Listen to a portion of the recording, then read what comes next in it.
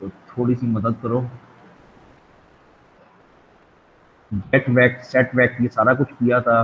मेरा ख्याल है यहाँ से आगे हमने चलना था, बायोस डेटा एरिया ये वाले प्रोग्राम्स भी किए थे। आई थिंक यहाँ से बीजीए मेमोरी से हमें आगे चलना था, मेरा ख्याल है। चलो यहीं से चलते हैं, लेट्स सी। तो हम आईओ की बातें कर रहे थे, आईओ इनपुट आउटपुट। तो इनपुट आउटपुट दो किस्म की हो सकती है, वैसे तो इनपुट वैसे दो किस्म की नहीं होती, इनपुट आउटपुट होती यही है, आइसोलेटेड ही। आइसोलेटेड इनपुट आउटपुट वो थी जो आपने असेंबली लैंग्वेज में की थी, जिसमें पोर्ट्स होते थे, रजिस्टर्स थे, उसके जरिए से आप इनपुट आउटपुट करते थे। वो यही सही तरीका होता है इनपुट आउटपुट करने का। लेकिन बहरहाल इनपुट आउटपुट मेमोरी मैप्ड भी हो सकती है। इसका मतलब ये है कि मेमोरी का कुछ ऐसा हिस्सा रिजर्व्ड होए जिसके अंदर तुम डेटा रखो और वो एक्चुअली इनपुट आउटपुट हो जाए, वो एक्चुअली किसी जगह पे से डेटा इन हो जाए, आउट हो जाए, वट जो भी है। तो मेमोरी मैप ये होती है। मेमोरी मैप का जो तुमने एग्जांपल किया था वो बीजीए किया था, ठीक है। अच्छा, वंस अगेन आइसोलेटेड ही होती है असल में आईओ, और वो ये होती है कि हम इनपुट आउटपुट पोर्ट्स, ये पोर्ट्स हैं, पोर्ट्स के जरिए से डेटा रीड राइट करते हैं इन और आउट के जरिए। मेमोरी मैप ये होती है कि हम मेमोरी में पढ़ते लिखते हैं और वो एक्चुअली इनपुट आउटपुट होती है। इसका सिर्फ एग्जांपल जो था वो बीजीए था बस, ठीक है। तो बीजीए को थोड़ा सा रिवाइज कर लेंगे क्योंकि उसकी जरूरत पड़नी है। तो memory map IO for example BGA. अब बीजीए को बीजीए क्या था, कैसे चलता था, मैं बड़े मोटा मोटा रिवाइज करवाऊंगा, बड़ी तेजी से करवाऊंगा, ये पुरानी सी बात है ना काफी। तो एक सेगमेंट एड्रेस होता था B800। तो B800 एक सेगमेंट एड्रेस होता था। इस एड्रेस के ऊपर जो मेमोरी पड़ी होती थी उसको हम कहते थे कि ये हमारी बीजीए मेमोरी पड़ी, ठीक है जी। अब बीजीए एक्चुअली तो स्क्रीन होती है और वो स्क्रीन बाय डिफॉल्ट होती है 80/25 की, 80/25 की। जरूरी नहीं है कि वो आप उसको इसी मोड में इस्तेमाल करो, आप मोड चेंज कर सकते हो, लेकिन 80/25 की नॉर्मल वो होती है। अब स्क्रीन के ऊपर जो एक लोकेशन है, जो स्क्रीन की एक सिंगल लोकेशन है, वो बीजीए मेमोरी में 2 बाइट्स होती थी, ठीक है। यानी स्क्रीन के ऊपर जो एक लोकेशन चल रही है वो बीजीए में 2 बाइट्स है। अब 2 बाइट्स कैसे है कि एक बाइट ये चल रही है और एक बाइट ये चल रही है, ठीक है जी। तो ये इसका यार डायरेक्ट आपस में लिंक है कि मतलब ये जो एक लोकेशन है ये स्क्रीन पे 2 बाइट्स होती है, ठीक है। ये 2 बाइट्स क्या होती थी, इनमें वो होता था, एस्की होता था एंड एट्रीब्यूट होता था। अब एस्की वो कोड था जो बताता था कि कौन सा हरफ इधर प्रिंट करना है, ए प्रिंट करना है, बी प्रिंट करना है, क्या प्रिंट करना है। और एट्रीब्यूट बेसिकली फोरग्राउंड और बैकग्राउंड कलर होता था। और आरजीबी के हिसाब से मैंने तो इसको ऐसे याद किया हुआ था कि मैंने इसको खुद पर्सनली ऐसे याद किया हुआ कि 0 RGB 0 RGB, ठीक है। तो ये जो नीचे वाला है, जो आगे वाला है, ये फोरग्राउंड का कलर होता था और ये जो है वो बैकग्राउंड का होता था। लेकिन सही तरीके से ये बुक से कर लेना, सही तरीका ये है इसका मतलब कि ये ब्लिंकिंग बिट होती है, ये बोल्ड बिट होती है, सो ऑन। अब ये बातें आपके लिए बड़ी बच्चों वाली होनी चाहिए कि अगर मैं RGB में तीनों में 000 लिख दूं तो दैट मीन्स ब्लैक कलर, क्योंकि सब ऑफ है ना, कोई कलर है ही नहीं। अगर मैं RGB में 1, इधर R में 1 लिख दूं, यानी RGB होता है ना, 3 बिटें होती हैं, तो अगर R को ऑन कर दूं तो वो रेड कलर बन गया, फिर ग्रीन बन गया, फिर ब्लू बन गया, सो ऑन। तो बस यही है। इसके बाद ये है कि ये काम अब करना शुरू करना है, और करना कैसे है वो है। तो पिछली दफा भी हमारी बात हुई थी कि जब हमने इस तरह के फार एड्रेसेस बनाने होते हैं तो हम सेगमेंट लिखते हैं 4 के ऊपर। ये सेगमेंट होगी B800, ये ऑफसेट हो गया, तो मिला के ये 4 बाइट का ये एक फार एड्रेस बन जाता है। इसको आप एक फार के पॉइंटर में स्टोर करवा सकते हो। यानी B800 की तरफ इसने एक पॉइंटर सेट करवा दिया है,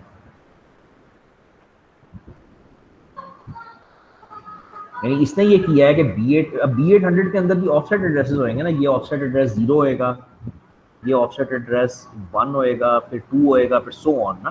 तो इसने ये किया फिलहाल कि B800 के 0 की तरफ एक पॉइंटर सेट करवा दिया जिसका नाम है SCR।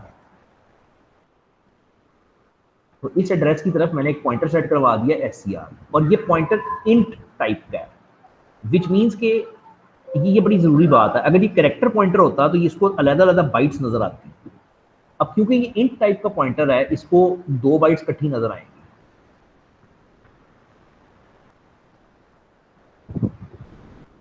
भाई इंट 2 बाइट्स होता है ना, तो अगर मैं इंट का पॉइंटर बनाऊंगा तो इसको ये 2 बाइट्स इकट्ठी नजर आएंगी, यानी जब इस पॉइंटर को तुम +1 करोगे तो ये 2 बाइट्स जंप कर जाएगा। ठीक है, तो खैर हम करते ही हैं कि SCR value of SCR the reference करके value of SCR is equal to 0756। तो हम बेसिकली यहाँ पे जाके लिख रहे हैं 0756, 07 एंड 56। ठीक है, उल्टा है यार, उल्टा लिखना है, लेकिन चलो मैंने अब लिख दिया है। तो 56 इसमें S की है, वो V की S की है, V। तो स्क्रीन पे लिखा हुआ आएगा V, लेकिन आएगा ब्लैक रंग में। ब्लैक रंग में इसलिए आएगा कि 7 जो है ना, अगर आप 7 को खोलो तो 07 को अगर आप खोलो तो दिस बिकम्स 07, ये बनता है। ठीक है, अगर आप 7 को खोलो तो इसमें क्लियरली नजर आ रहा है, अगर इसके साथ रखो इसको, कि जो फोरग्राउंड कलर है वो तो तीनों ऑन है, यानी वाइट फोरग्राउंड कलर है, और बैकग्राउंड कलर जो है वो ब्लैक है, यानी बैकग्राउंड कलर ब्लैक है और फोरग्राउंड कलर वाइट है। यानी ये लिटरली जिस तरह से लिखा हुआ है ना कि पीछे व्हाइट रंग होएगा और ब्लैक रंग के अंदर लिखा जाएगा, ये इस तरह से लिखा जाएगा। उसके बाद SCR+1 पे, यानी ये पॉइंटर आगे जंप करता है 2 बाइट्स, और वहां जाके हम लिखते हैं 7055। अब 70 उलट गया, यानी बैकग्राउंड व्हाइट हो गई और फोरग्राउंड वो हो गई, और 55 बनता है U का।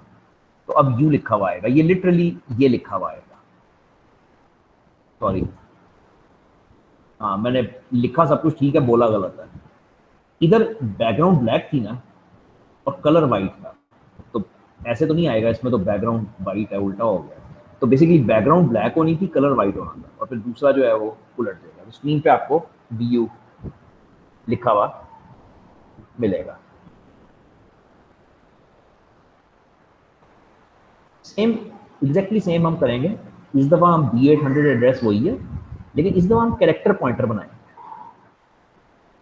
If I make a character pointer, that means कि उसको जो मेमोरी नजर आएगी वो बाइट्स में नजर आएगी, वो एक एक बाइट करके लिखेगा। तो पहले वो 56 रखेगा, फिर +1 करके 7 रखेगा, फिर 55 रखेगा। अरे गेम तो वही है सारी, लेकिन बात यह है कि अगर एज एन इंट करो तो तुम्हें 2 बाइट्स नजर आ रही होती हैं, और अगर एज अ वो करो, एज ए कैरेक्टर करो, तो फिर हमें एक एक बाइट नजर आती है। अच्छा जी, चलते जाओ।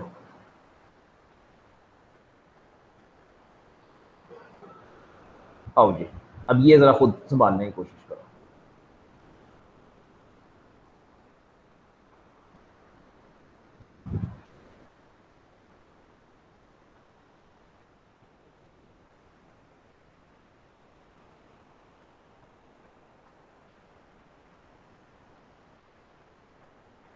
तो बेसिकली बातें तो वही हैं सारी, सिर्फ फर्क ये आया है कि इसमें एक लूप चल रहा है 2000 दफा, और वो लूप क्या कर रहा है कि VGA मेमोरी में जाके 2007 लिख रहा है।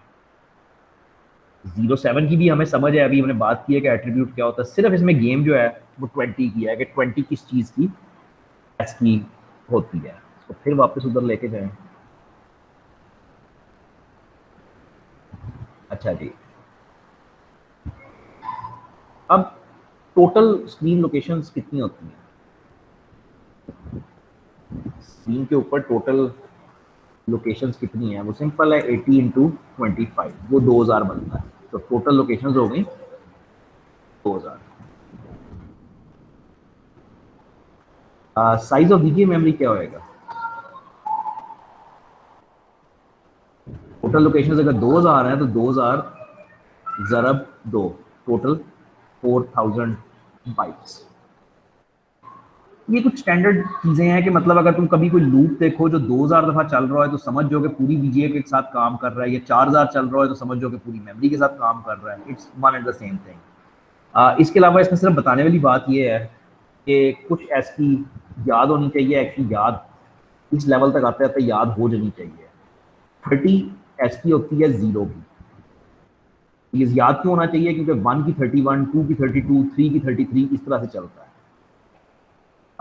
41 एस की होती है ए की। पेन ये भी इसलिए इंपॉर्टेंट है कि बी की 42, सी की 43, सो ऑन। और इसके अलावा तीसरी जो है वो 20 याद होनी चाहिए, जो स्पेस है। तो ये 3 एच की कोड्स याद होने चाहिए लाजमी, ना कि मतलब इसके बगैर काम नहीं चलता। तो ये प्रोग्राम बेसिकली ये कर रहा है कि वीजीए मेमोरी में घुस के पहले स्पेस डालता है, स्पेस डालने के बाद पॉइंटर को 2 बाइट्स आगे ले जाता है, फिर लूप घूमता है, फिर स्पेस डालता है, फिर पॉइंटर को आगे ले जाता है, फिर स्पेस डालता है, फिर पॉइंटर को आगे ले जाता है। तो एक्चुअली जब इसको रन करोगे तो होएगा ये कि ये यहाँ से पूरी वीजीए मेमोरी में आहिस्ता आहिस्ता आहिस्ता आहिस्ता सारी स्पेसेस भर देगा। तो बेसिकली ये क्या करेगा, स्क्रीन को क्लियर कर देगा। ये मतलब ये एक प्रोग्राम बन जाएगा जो क्लियर स्क्रीन का प्रोग्राम बन जाएगा। अच्छा, अब ये चीज़ें ज़रा मज़ेदार हो जाती हैं।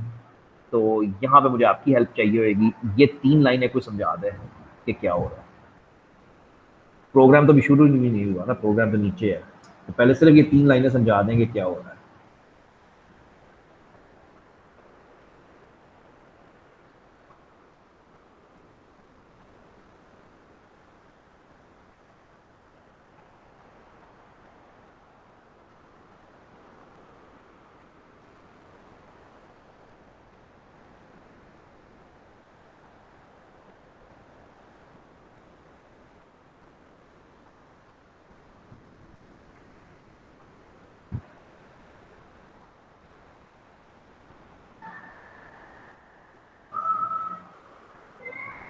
फिर संभालोगे कैसे? फिर आगे चलना बड़ा मुश्किल हो जाएगा।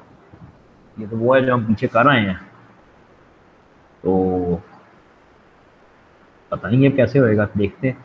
तो ये आईएसआर की प्रोटोटाइप है, और ये वेक्टर बनाया है हमने, एक फंक्शन पॉइंटर यानी वेक्टर एक हमने डिफाइन किया। ये अभी करके आए हैं, B800 की तरफ एक पॉइंटर बना लिया SCR। तो ये वो काम था जो हम पिछली दफा बार बार कर रहे थे कि इंटरप्ट नंबर 8 को हमने हुक कर लिया और उसके ऊपर हुक लगा दिया न्यू फंक का। पहला सवाल ये है कि इंटरप्ट 8 क्या था। तो इंटरप्ट 8 को याद करते हैं, वो ये था कि 1 सेकंड में 18 बार खुद ब खुद आता था। हार्डवेयर का इंटरप्ट था, 1 सेकंड में 18 बार खुद ब खुद आता था, विच बेसिकली मीन्स कि तुम्हारा ये फंक्शन 1 सेकंड में 18 बार एग्जीक्यूट करेगा। ये फंक्शन 1 सेकंड में 18 बार एग्जीक्यूट करेगा। अब ये फंक्शन कर क्या रहा है? अब इस प्रोग्राम का जरा बिहेवियर समझने की कोशिश करो।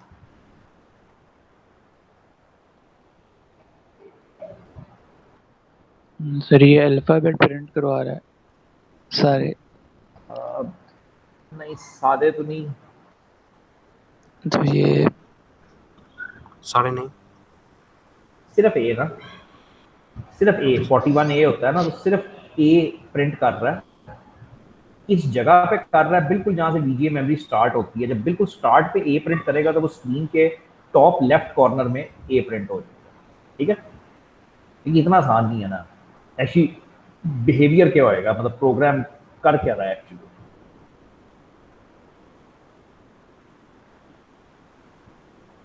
तो बिहेवियर ये है, गेम सारी एक्चुअली यहाँ पे है कि जब आप इंटरप्ट 8 को हुक करते हो तो यू हैव टू रियलाइज कि ऑटोमेटिकली 1 सेकंड में 18 बार वो इंटरप्ट आ रहा होता है।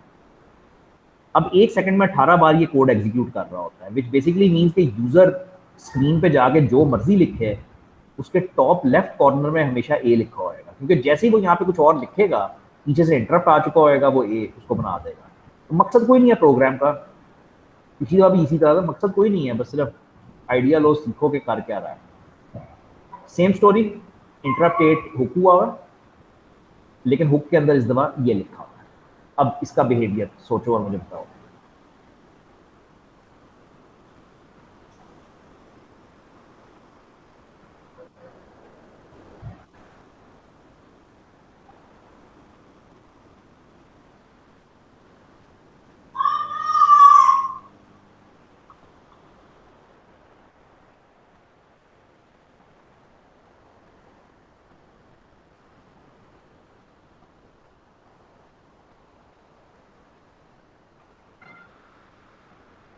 तो ये तो बात डन है कि एक सेकंड में 18 दफा ये कोड चलता है। ये कोड करता क्या है? ये कोड पूरी वीजीए मेमोरी को स्कैन करता है। ये 4000 तक जाता है ना लूप, यानी ये पूरी की पूरी वीजीए मेमोरी के अंदर से गुजरता है। अगर कहीं पे उसको 1 मिल जाए पड़ा हुआ, किसी भी सेल पे अगर उसको 1 मिल जाए पड़ा हुआ, तो वो उसको रिप्लेस कर देता है 9 के साथ, विच बेसिकली मीन्स कि इसका बिहेवियर ये होएगा कि तुम्हारी स्क्रीन पे जितने भी 1 लिखे होंगे वो कन्वर्ट हो जाएंगे 9 के अंदर। इससे ज्यादा मजेदार है एक्चुअली, जब तुम कीबोर्ड से 1 टाइप करोगे तो जैसे ही तुमने टाइप करना है और जब तुमने स्क्रीन पे आना है, पीछे से ये इंटरप्ट आ चुका होएगा क्योंकि एक सेकंड में 18 दफा आता है, तो वो ऑटोमेटिकली 9 बन जाएगा। तुम्हें लगेगा कि तुम 1 टाइप कर रहे हो लेकिन 9 टाइप होता रहेगा। अगेन मकसद कोई नहीं है, सिर्फ खेलना है, इंटरेस्ट है, दिखाना है। अच्छा, अब है कीबोर्ड इंटरप्ट। ये थोड़ा फजूल सा है लेकिन चलो कर लेते। नहीं, फजूल बिल्कुल नहीं है। अच्छा सॉरी, ये है तो ये बिल्कुल फजूल नहीं है। तो हमने अभी तक पिछली दफ़ा बात की थी बेसिकली सिर्फ इंट 8 की, सिर्फ इंट 8 की बात की थी, और हमने कहा था कि ये वो है, इसको हमने टाइमर का इंटरप्ट कहा था, जो 1 सेकंड में 18 दफ़ा खुद ब खुद ऑटोमेटिकली हार्डवेयर में आ रहा है, तुम कुछ नहीं कर सकते। इंटरप्ट 9 कीबोर्ड इंटरप्ट है। ये इंतहाई शरीफ है। शरीफ इस तरह है कि तुम की दबाओगे तो वो आएगा भाई। इंटरप्ट 8 बड़ा पावरफुल इंटरप्ट है। इंटरप्ट 8 वो तो मस्त मुसीबत ये है कि तुम कुछ भी नहीं कर सकते, वो पीछे बैकग्राउंड में 18 दफ़ा आता जा रहा है, you can't do anything. Interrupt 9 normal है कि आप कीबोर्ड से की दबाओगे इंटरप्ट आ जाएगा। अच्छा, अब उसके बाद क्या होएगा? तो इंटरप्ट 9 करता क्या है? इंटरप्ट 9 ये करता है कि स्कैन कोड पढ़ता है, उसको एस्की में कन्वर्ट करता है और कीबोर्ड के बफर में रख देता है। अच्छा, अब ये कैसे करें इसको? ये इस तस्वीर से करो कि होता ये है कि यूजर जो है वो कीबोर्ड से कोई की दबाता है, ये इंटरप्ट 9 बन के सीपीयू को नजर आता है। सीपीयू को नजर आएगा कि इंटरप्ट 9 आ गया। अब जब इंटरप्ट 9 आता है तो अगेन प्रोग्रामर की मर्जी है उसको हुक करके जो मर्जी करे, लेकिन बहरहाल एक जो चीज गिवन है वो ये है कि पोर्ट नंबर 60 के ऊपर की का स्कैन कोड पड़ा होता है always. Port 60 holds the scan code of the key pressed. तुमने की दबाई, उसका जो भी स्कैन कोड था वो पोर्ट 60 पे जाके बैठ गया, पड़ा हुआ है, और यहाँ पे इंटरप्ट 9 आ गया। अब इंटरप्ट 9 को तुम हुक करके जो मर्जी कर लो। तो बेसिकली उसने करना यही है तमाशा कि इंटरप्ट 9 को हुक करेगा। ये हुक कर दिया इंटरप्ट 9 को, और अब ये कर रहा है। अगेन अब अगर पिछली दफ़ा वाली क्लास आपने नहीं ली हुई तो आपको समझ नहीं आएगा, लेकिन अगर ली हुई है तो ट्राई करो कि ये क्या होता है। बड़ा सीधा आंसर है इसका।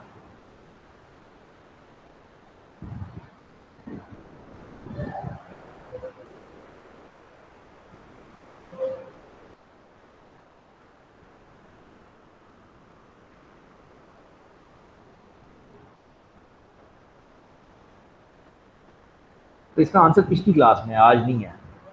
तो बात यह है कि आपने जैसे कीबोर्ड से की प्रेस करनी है, इंटरप्ट 9 आ जाना है। आप इंटरप्ट 9 को हुक करके बैठे हुए, यहाँ तक तो ठीक है, की प्रेस की यहाँ पे आ गए।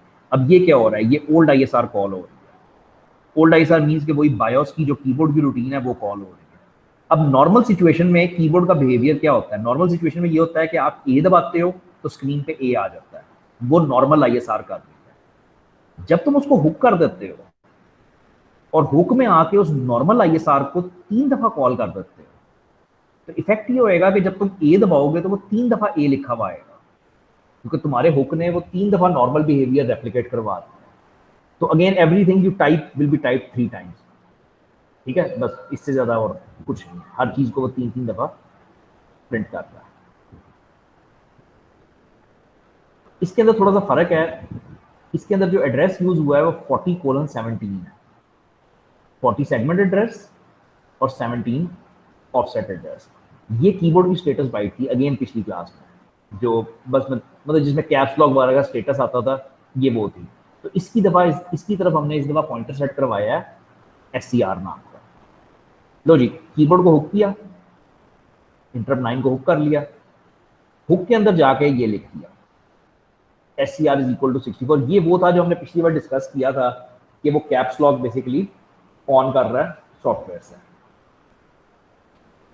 तो ये तो पिछली दफा भी कर रहा था। फर्क क्या है? फर्क ये आया है कि उसने आज ये काम कीबोर्ड के इंटरप्ट के ऊपर लिखा है, विच मीन्स कि जैसे ही तुम कीबोर्ड से कोई भी की दबाओगे तो तुम्हारा कैप्स लॉक ऑन हो जाएगा। तुमने कीबोर्ड से कोई भी की दबाई, हुक लगा हुआ है, हुक के अंदर लिखा हुआ है कि जाके कैप्स लॉक ऑन कर दो।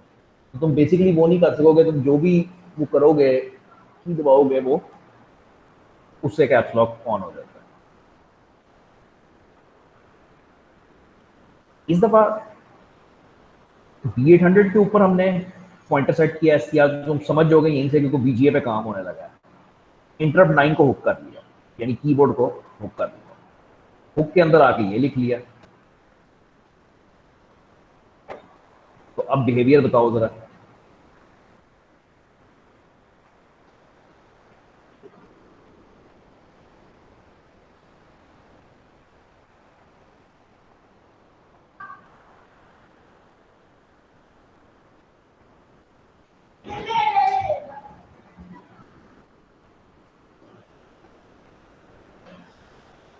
ये तो भी करके आए हो ना, मैं इसलिए पूछ रहा हूँ। ये तो भी 1 और 9 वाला ये तो करके आए हो ना। तो ये क्या करता था कि स्क्रीन पे जहां जहां 1 पड़ा होता था उसको कन्वर्ट कर देता था 9 पे। तो अगेन फर्क ये था कि जो अभी आप पढ़ के आए थे थोड़ी देर पहले, वो इंटरप्ट 8 के ऊपर लगा हुआ था, ये इंटरप्ट 9 के ऊपर लगा हुआ है। विच मीन्स कि कीबोर्ड से जैसे ही कोई की प्रेस करोगे, अब स्क्रीन पे जितने भी 1s हैं वो कन्वर्ट हो जाएंगे 9s के अंदर। ये अब कीबोर्ड और टाइमर को मिला के काम करना है, और ज्यादातर ये फर्स्ट असाइनमेंट होती है ज्यादातर। तो असल में वो कहता है कि अभी तक तुमने किया क्या है, तुमने इंट 8 पढ़ा है पिछली क्लास में जो टाइमर था, और इंट 9 पढ़ा है आज जो कीबोर्ड का इंटरप्ट है। इसमें कोई खास बात नहीं है, इसमें सिर्फ ये है कि पोर्ट 60 के ऊपर स्कैन कोड पड़ा होता है। अब वो कहता है, मैं तो बताऊंगा नहीं ये क्या करता है, ठीक है, उल्टा चलते हैं, मतलब मैं कोड पढ़वाता हूँ और देखते हैं कि समझ आती है कि क्या कर रहा है। लो जी, इसने अब 8 और 9 दोनों को हुक कर दिया, 8 और 9 दोनों को हुक कर दिया, यानी टाइमर को भी और की को भी। अब टाइमर के अंदर ये कुछ इस किस्म की गेम खेलता है। इसमें मैं सिर्फ एक चीज बता देता हूँ तुम्हें कि जो टी है, ये टी एक वेरिएबल है, हाँ ये, जिसकी वैल्यू हमने 0 कर दी है। अब जैसे तुम टाइमर को हुक करते हो, तुम्हें पता है कि 1 सेकंड में 18 दफा वो इस कोड के अंदर लैंड होना शुरू हो जाता है। अब ये कोड कर क्या रहा है, पूरी कोशिश करो कि ये खुद करो। ये एग्जैक्टली ये कोड है, ठीक है।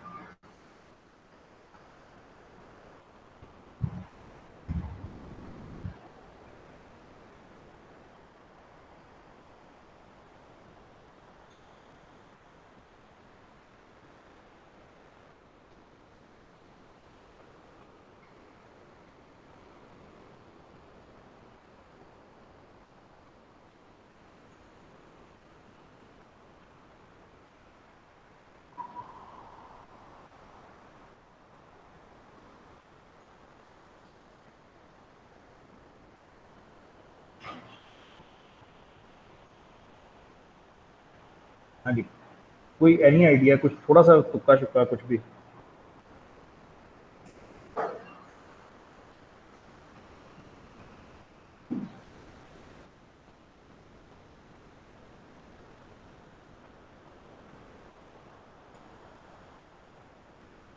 अच्छा, तो पहली तो बात इसमें ये रियलाइज करने वाले एक ये है कि इस कोड में 1 सेकंड में 18 दफा वो आता है, तो हर दफा क्या करता है कि वेरिएबल को बढ़ा देता है। 1 सेकंड बाद वेरिएबल की वैल्यू 18 होएगी, क्योंकि 18 दफा आ गया ना। 2 सेकंड बाद 36, 3 सेकंड बाद 48, सो ऑन ना, बढ़ती जाएगी। 10 सेकंड बाद उसकी वैल्यू 180 तक पहुंच जाएगी।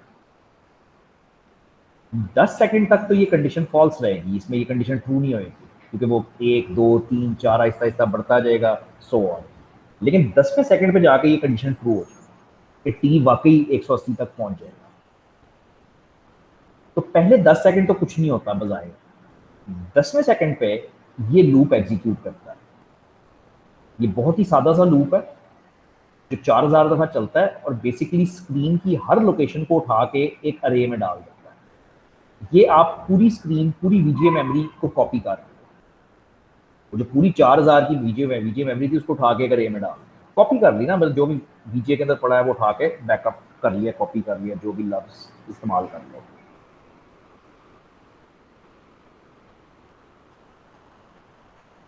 उसके बाद ये काम चलता है। उसके बाद ये तुम्हें पता है कि वो स्क्रीन को साफ कर रहा है, मतलब वो 20 का तुम्हें मतलब पता है कि स्पेस है, तो वो स्पेस सारी स्क्रीन पर डालता जा रहा है।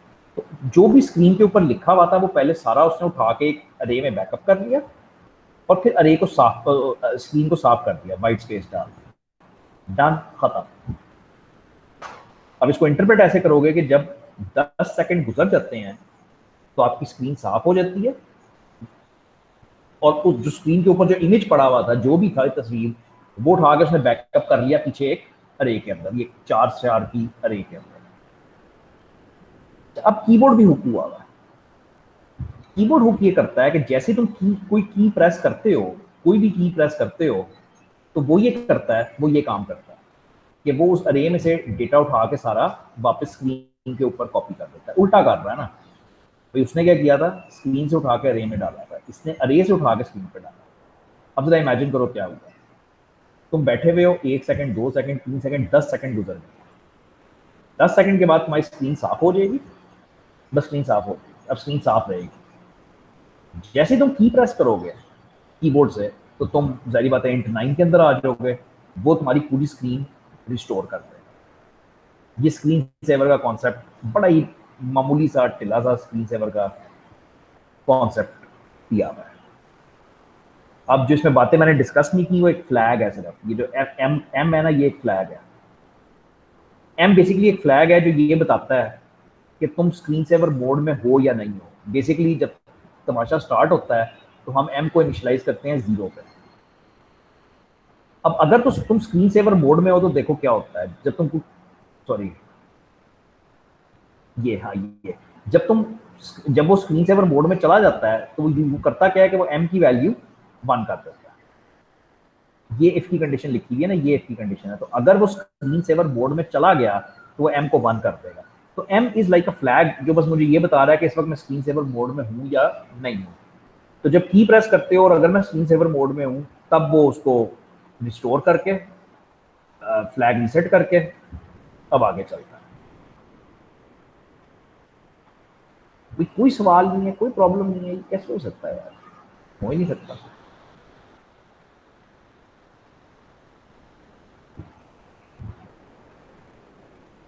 चलो अल्लाह मालिक है।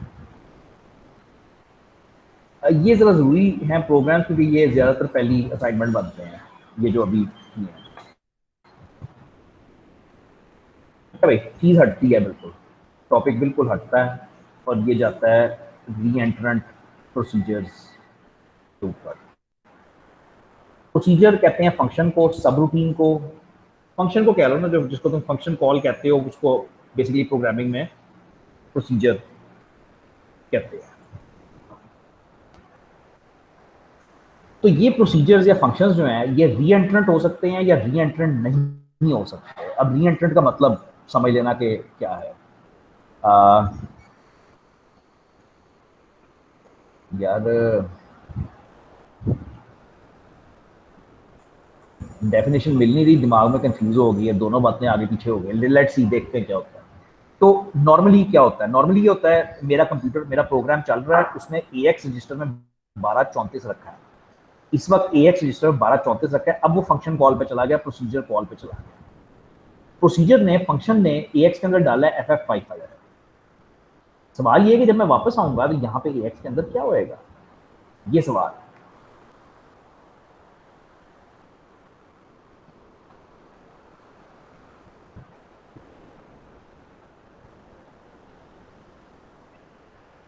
जब तुम छोटे छोटे थे तब से तुम प्रोग्रामिंग पढ़ रहे हो और तुम पढ़ रहे हो कि फंक्शन कॉल होती है और लोकल वेरिएबल, ग्लोबल वेरिएबल, फलाना फलाना फलाना फलाना। तो तुम्हें ये फौरन हिट होना चाहिए कि क्या होगा।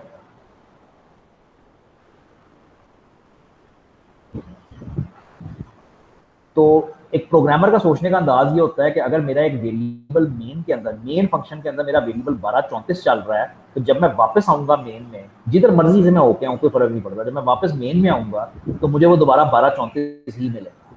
लेकिन यहाँ पे प्रॉब्लम ये है कि these are not variables, these are registers, और रजिस्टर्स फिजिकली हार्डवेयर के अंदर एक स्पेसिफिक लोकेशन को कहते हैं। AX तुम्हारे प्रोसेसर के अंदर एक रजिस्टर है, एक ही है सिर्फ, जिसके अंदर 1234 रखा है। अब अगर उसके अंदर कोई बदतमीज बंदा FF55 रख देगा, तो जब तुम वापस आओगे तो यहाँ पर तुम्हें FF55 ही मिलेगा। इसमें कोई लोकल ग्लोबल का कॉन्सेप्ट नहीं है, इसमें कोई ऐसी चीज नहीं है, मतलब इसमें वो वही होएगा। री एंट्रेंट, मेरे ख्याल से शायद मैं उल्टा बोल दूं, री एंट्रेंट उन फंक्शंस को कहते हैं जो अपनी वैल्यूज रिटेन करते हैं।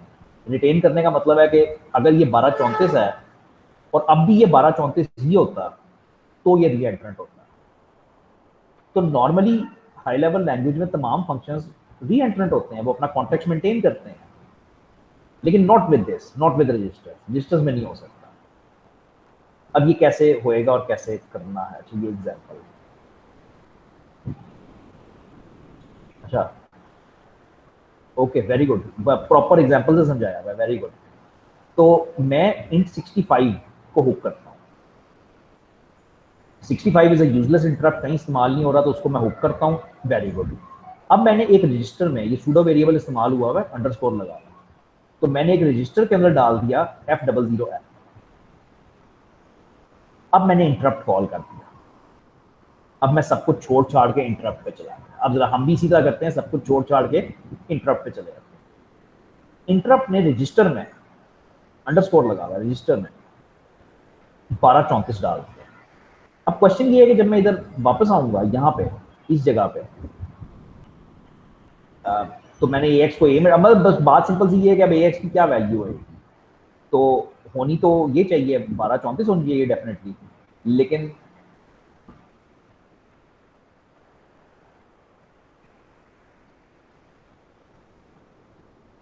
पढ़ने दो, फिर मेरा दिमाग ही सीधा हो रहा है उस पर।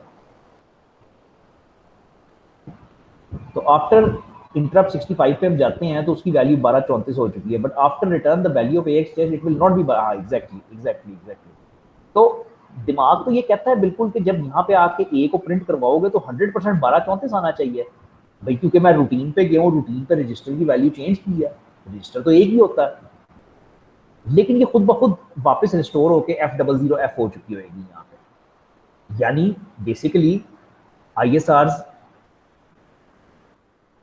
Are automatically री-एंट्रेंट। इसका क्या मतलब, दे रिटेन द कॉन्टेक्स्ट, यानी रजिस्टर्स की वैल्यू और सारा कुछ आफ्टर कॉल।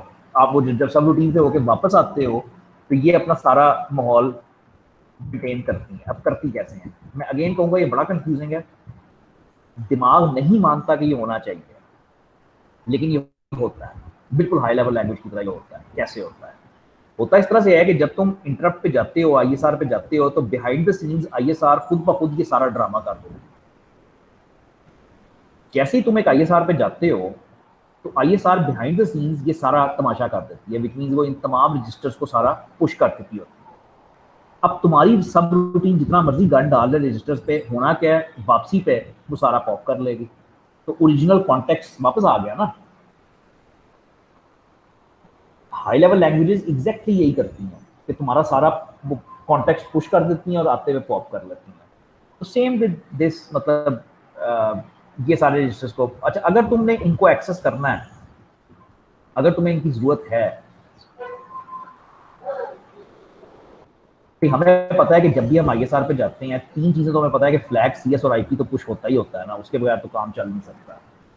तो आज हमने नई बात ये सीखी है कि कोई भी ISR हो वो खुद ब खुद ये तमाम रजिस्टर्स ऊपर उसके पुश कर दी है। अब अभी तक तुम ISR कैसे लिख रहे थे, ऐसे void interrupt new and bracket bracket और आगे ISR लिख देते थे, मतलब सिंपल, जिस तरह ISR पीछे देख लो ना कैसे लिख रहे थे। आज तक तुम ऐसे लिख रहे थे, मैंने तुम्हें पिछली बार समझाया था कि तुम फंक्शंस की तरह लिखते हो, बस वॉइड न्यू इंट लिख देते हो, सिर्फ एक लफ्ज दरमियान में आ जाता है इंटरप्ट, इसमें कोई रॉकेट साइंस नहीं है। अभी तक हम इस तरह लिखते आए, 2 दिन हो गए। अब आज मैं तुम्हें ये कह रहा हूँ कि पीछे ये ड्रामा सारा चल रहा है। अब अगर तुमने इसको एक्सेस करना है, इन स्टैक पे पड़े हुए इन सारे इस डेटा को एक्सेस करना है, then you have to do this unfortunately, कि तुम्हें पैरामीटर्स उसी तमीज में डिफाइन करने पड़ते हैं। यानी अब जब तुम आईएसआर डिफाइन कर रहे हो तो तुमने वो स्टैक के सारा पैरामीटर्स उसी तमीज में, जिस तमीज में वो हुए पड़े हुए हैं, उस तमीज में डिफाइन कर दिए। ये मजेदार सिचुएशन है।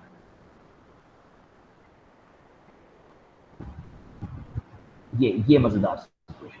अच्छा जी, अब ये हुआ कि हमने AX में डाला 1234 रजिस्टर में, फिर हम चले गए ISR पे और वापस आके हमने AX प्रिंट करवा लिया। ठीक है, तो देखना क्या होता है। तो जब हम ISR पे चले गए तो इस ISR पे जाके हमने ये लाइन लिखी है। अब तो बंदा दिमाग लड़ाना चाहता है कि क्या हुआ, वापस आओगे तो प्रिंट क्या होएगा और हुआ क्या, एक्चुअली किया क्या।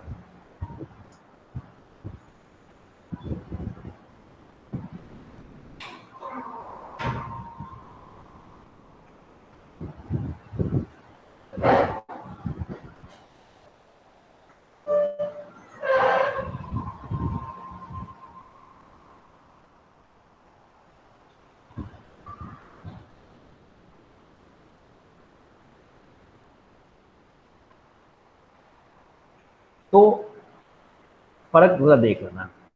इधर मैं रजिस्टर के अंदर 1234 डाल रहा हूँ, AX से पहले अंडरस्कोर लगा हुआ है, इधर AX से पहले कोई अंडरस्कोर नहीं लगा हुआ। तो ये किस AX की बात हो रही है, ये जो स्टैक पे AX पड़ा हुआ है, ये उसकी बात हो रही है। तमाशा ये है कि जैसे ही मैं इंटरप्ट पे गया, पीछे सारा स्टैक बन गया। स्टैक के ऊपर उसने सारी करंट वैल्यू स्टोर कर ली, यानी उसने AX की वैल्यू यहाँ पे 1234 स्टैक पे स्टोर कर दी।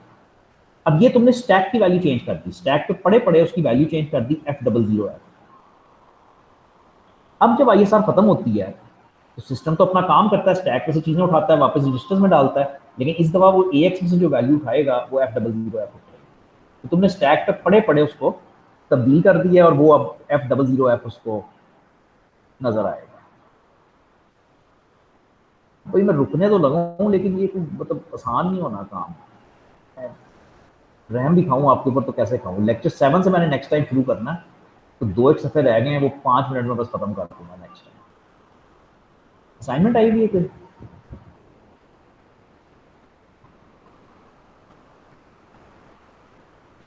असाइनमेंट आई हुई है? आई भी शायद एक